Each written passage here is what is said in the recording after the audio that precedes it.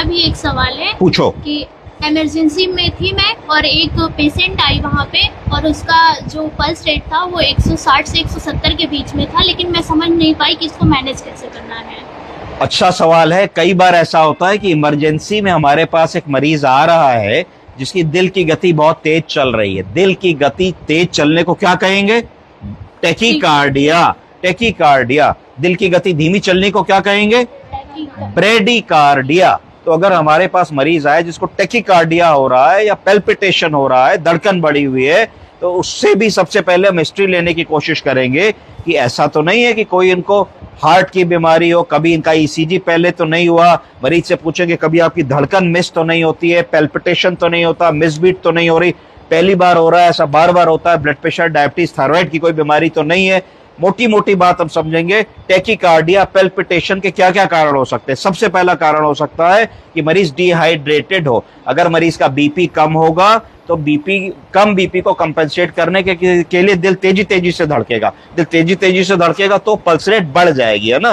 तो सबसे पहले समझेंगे कि कोई लूज मोशन, उल्टी, गैस्ट्रोएंटेराइटिस, दस्त तो नहीं हुआ। उस मरीज में भी 3D पल्स होगी, पल्स बहुत तेज तेज चलेगी। तो पहला काम है कि वॉल्यूम डिप्लेशन तो नहीं है, शरीर का पानी तो नहीं निकल गया जिसकी वजह से टेकीकार्डिया हो रहा है। पहली बात दिमाग में आएगी। अगर ऐसी बात दिमाग में आ रही है तो सबसे पहले हम एक रिंगर लैक्टेट की 500 ml की 1-2 बोतलें उसको तुरंत लगा देंगे। अगर वॉल्यूम डिप्लेशन के कारण होगा तो देखोगे मॉनिटर में धीरे धीरे पल्स तुम्हारी सेटल होने लगेगी।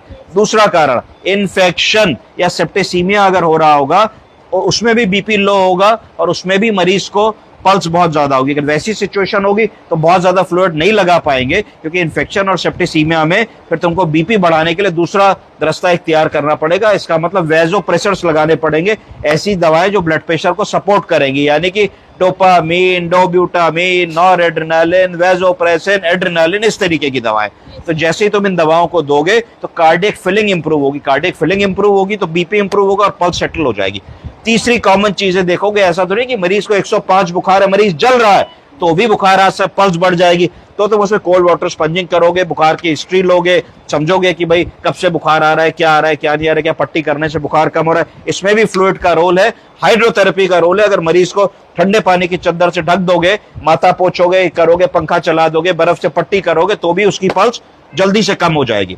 इसके अलावा दर्द या पेन एक ऐसी चीज होती है, अगर मरीज को कोई डिस्ट्रेस है, पेन है, कोई ट्रॉमा हुआ है, कोई चोट लगी है, कोई हड्डी टूटी है, कोई और ऐसी प्रॉब्लम हो रही है, तो भी मरीज की पल्स बढ़ जाएगी। तो देखोगे पेट तो नहीं फूला है, एब्डोमिनल डिस्टेंशन तो नहीं है, गार्डिंग तो नहीं है, कोई परफोरेशन तो नहीं हो गया, कोई एब्सेस तो नहीं है।